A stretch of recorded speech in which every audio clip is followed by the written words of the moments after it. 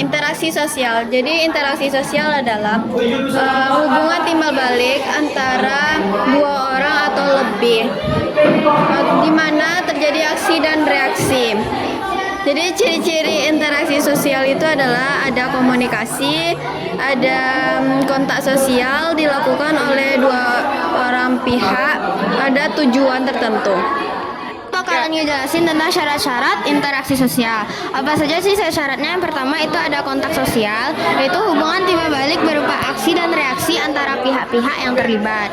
Yaitu bentuknya ada dua, ada primer, ada sekunder. Primer itu interaksi yang terjadi secara langsung, sedangkan sekunder yaitu membutuhkan perantara. Nah, ini contoh-contohnya. Yang pertama itu contoh primer ada jabat tangan, bertatap muka, dan juga menyapa teman di jalan. Sedangkan contoh-contoh sekunder itu ada berbicara melalui telepon seluler, mengirim pesan melalui media sosial.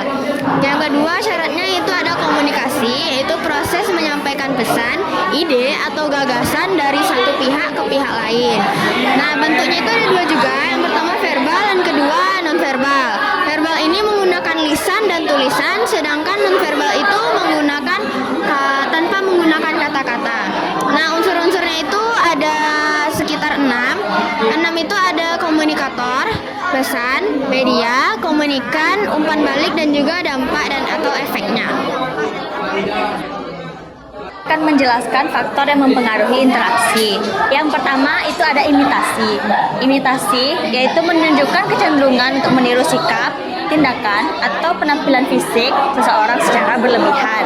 Yang kedua ada sugesti, yaitu sikap, pandangan, dan pendapat orang lain yang diterima tanpa dipikir ulang. Yang ketiga ada identifikasi, yaitu menunjukkan kecenderungan atau keinginan seseorang untuk menjadi sama dengan pihak lain. Maka proses identifikasi ini memberikan pengaruh yang lebih mendalam dibandingkan dengan imitasi. Yang keempat ada simpati. Simpati adalah proses ketertarikan seseorang kepada pihak lain terkait perilaku, penampilan seseorang. Simpati ini mengarahkan perasaan seseorang pada ekspresi kekaguman, kesenangan, dan kedekatan. Yang kelima ada empati. Empati merupakan kemampuan seseorang untuk mengolah emosi seakan mengalami kondisi yang dirasakan oleh orang lain. Yang terakhir ada motivasi. Motivasi merupakan dorongan dari dalam diri seseorang untuk melakukan suatu tindakan. Motivasi ini bisa berupa dari orang lain ke diri sendiri yang dapat memberikan dorongan pada diri sendiri. Sekian, terima kasih.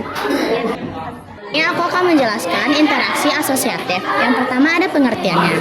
Pengertian adalah suatu bentuk interaksi sosial yang melibatkan kerjasama, kolaborasi, dan hubungan yang harmonis antara individu atau kelompok dalam mencapai tujuan bersama. Kedua, ada bentuk-bentuk interaksi asosiatif. Ada 6. Yang pertama ada kerjasama. Contohnya, dua perusahaan bekerja sama dalam proyek pembangunan gedung baru, di mana satu perusahaan menangani desain dan lainnya menangani konstruksi. Yang kedua ada kerukunan atau gotong royong. Contohnya, masyarakat desa bekerja sama membersihkan sekolah dan memperbaiki jalan desa secara gotong royong. Yang ketiga ada koalisasi. Maksud koalisasi adalah bekerja sama untuk mencapai tujuan bersama-sama dengan cara menggabungkan kekuatan dan sumber daya. Contohnya, beberapa partai politik membentuk koalisasi untuk memenangkan pemilihan umum. Keempat, kooptasi.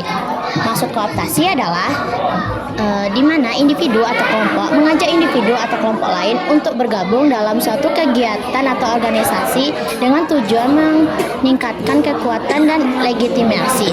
Contohnya, sebuah perusahaan besar menunjuk beberapa anggota komunikasi lokal untuk bergabung dalam dewan direksi mereka guna meningkatkan perusahaan dan mendapatkan dukungan komunitas. Bentuk-bentuk interaksi sosial asosiatif. Akomodasi. Akomodasi adalah penyesuaian sosial antara individu atau kelompok untuk mengatasi pertentangan tanpa menghancurkan pihak lain. Bentuk-bentuk akomodasi ada 3, yaitu koersif. Koersif adalah penyelesaian konflik dilakukan dengan cara paksaan atau tekanan dari salah satu pihak yang lebih kuat. Contohnya, pemerintah memaksa kelompok yang berkonflik atau menghentikan kerusuhan melalui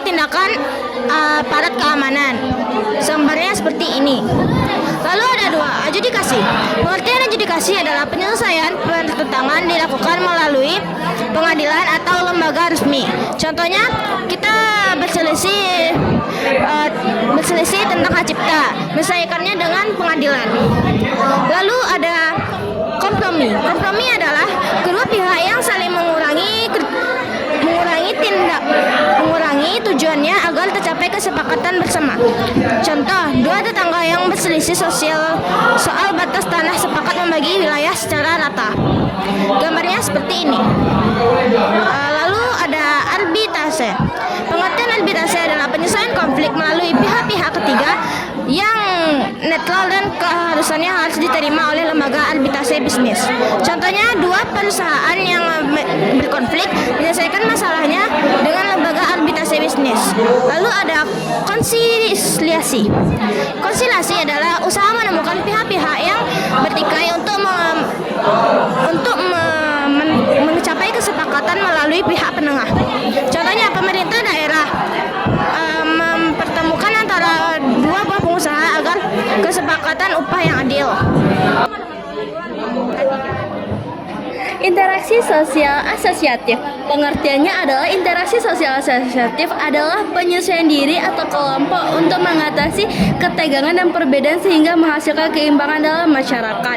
Nah, di asosiatif ini memiliki bentuk-bentuk, salah satunya adalah akomodasi, mediasi, stalimate, segiasasi, konversi, dan toleransi dan gencatan senjata. Pengertiannya, arti akomodasi adalah proses penyewaan diri atau individu kelompok yang bertentangan untuk mengurangi ketegangan dan konflik. Sedangkan mediasi adalah penyelesaian konflik dengan bantuan pihak ketiga yang netral atau disebut dengan mediator.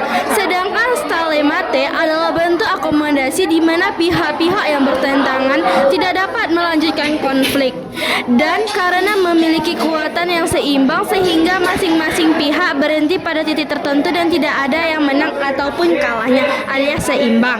Sedangkan segiasasi adalah upaya saling memisahkan diri untuk menghormati atau menghindari konflik, biasanya didasari perbedaan suku, ras, atau agama. Sedangkan konversi adalah salah satu pihak yang terlibat konflik bersedia mengalah dan menerima pendirian pihak lain untuk menyelesaikan masalahnya. Sedangkan toleransi adalah sikap saling menghormati dan menghargai perbedaan baik dalam suku, agama, ras, dan lain-lainnya. Sedangkan gencatan senjata adalah penghentian perang atau konflik bersenjata untuk sementara waktu yang disepakati oleh pihak-pihak yang bertikai. Interaksi disosiatif adalah persaingan, adalah proses sosial di mana individu atau kelompok berusaha untuk memperoleh keuntungan yang sama tanpa menggunakan kekerasan. Contohnya yaitu siswa bersaing untuk menjadi juara kelas, perusahaan bersaing menawarkan produk terbaik di pasar. Kontravensinya adalah bentuk interaksi sosial yang berada di antara persaingan dan pertentangan. Bentuk-bentuk kontravensi yaitu